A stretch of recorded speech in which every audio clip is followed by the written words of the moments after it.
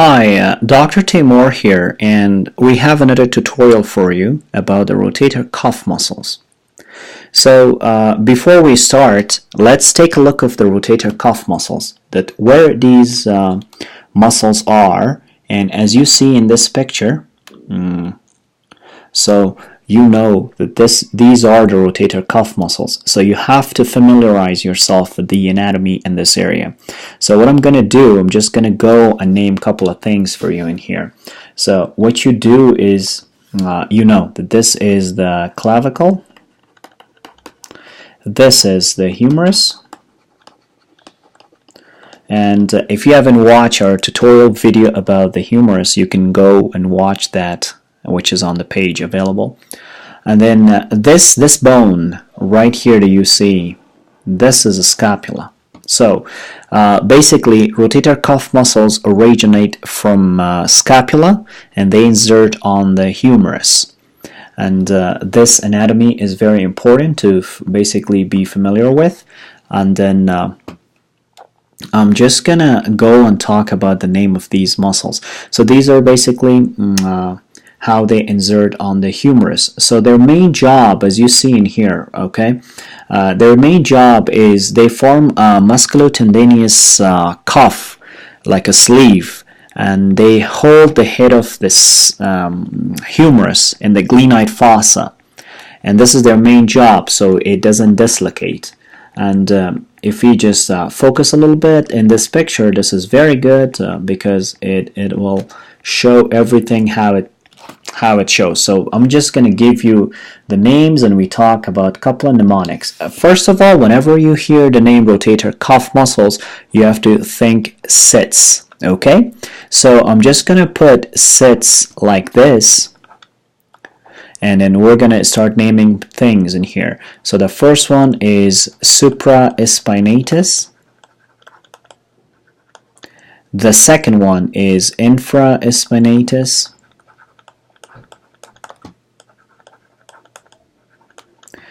Third one is Teres minor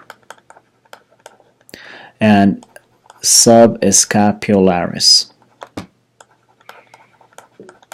These are the four rotator cuff muscles. They originate from scapula, different parts, and they insert on the humerus. And if you just imagine this is the left humerus, and if you hold humerus like this and you just put on your fingers SIT, which is for supraspinatus, infraspinatus, teres minor, and subscapularis muscle.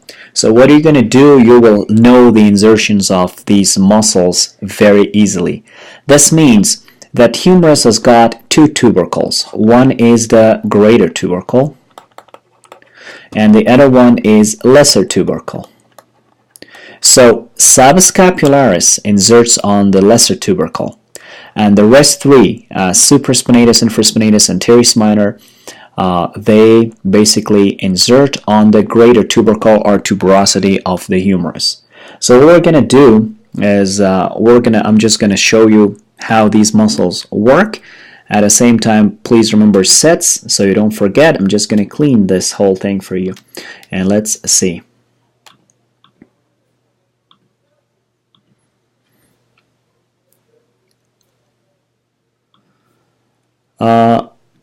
So let's see. These are the muscles. So according to anatomy, so what you're going to do is basically, first of all, locate the spine of the scapula, which is this structure. This is called the spine of the scapula. So, and then naming things will be very easy for you. So this is a spine, and the area above it is called supraspinatus fossa or supraspinous fossa. So this is the muscle, and no wonder it is called supraspinatus.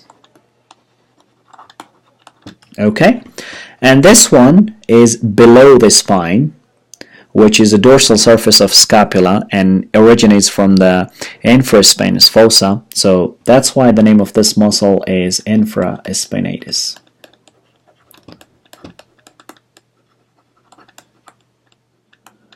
And this little muscle that you see, which is from the lateral border of a scapula, this is known as the teres minor. teres minor. And always, please remember this thing, that whenever you talk about a muscle, it is better you oina that muscle.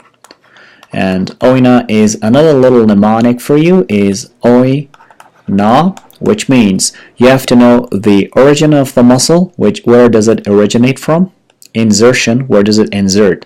And in new anatomy literature, they name these things as in proximal attachment and distal attachment, which you will find in some books.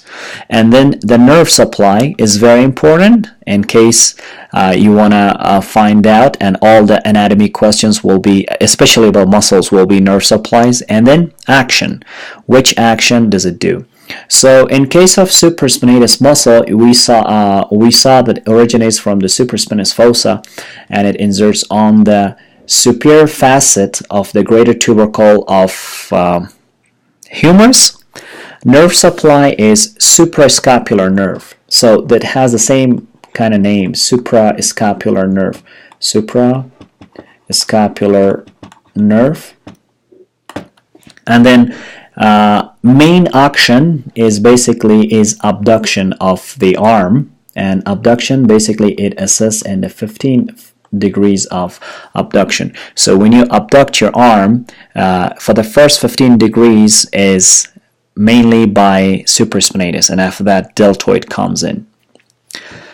Second muscle that we're talking about in here is infraspinatus muscle. Infraspinatus muscle, again, it originates from scapula, infrascapular fossa, and then inserts in the middle facet of the greater tubercle of humerus. And in nerve supply, again, same nerve, suprascapular nerve. So suprascapular nerve supplies these two muscles. This one, supraspinatus and infraspinatus. Your job is very easy. So an action, if I look at this picture, if a muscle originates from this area and it exerts on this area, so its action is basically lateral rotation of the arm. So there are two lateral rotations in here. One is transverse lateral rotation of the arm as well. So when you hold up your hands against your chest and then you turn it to the side, that is called lateral rotation. Same thing with teres minor. Teres minor originates from the lateral border of scapula and it inserts in the greater tubercle. Basically, these are the facets, small facets for the insertion of these muscles. This is called superior, this is called middle, and this is called inferior. So in the superior facet of greater tubercle, supraspinatus inserts. Middle one is for infraspinatus, and the inferior one is for teres minor. So teres minor originates from the lateral border of scapula, inserts on the on the inferior facet of greater tubercle of the humerus. And in what is it going to do is action is again lateral rotation of the arm. And the nerve supply for this one is very easy, axillary nerve. And if you wanna I would just want to throw a little mnemonic in here for you. So whenever you think of axillary nerve, so let me get another color for you in here. So whenever you think of axillary nerve, so when you say axillary nerve, whenever you hear it, remember my name, TMD. This is my name. So what does it mean? Axillary nerve supplies teres minor, which is in here, and D for deltoid. So you got two muscles covered here with your axillary nerve. So I'm just going to clean and then flip the picture for you, this model, so you see the other muscle which is remaining, and that muscle is called the subscapular muscle, which is this one. And you see in this beautiful picture that in the subscapular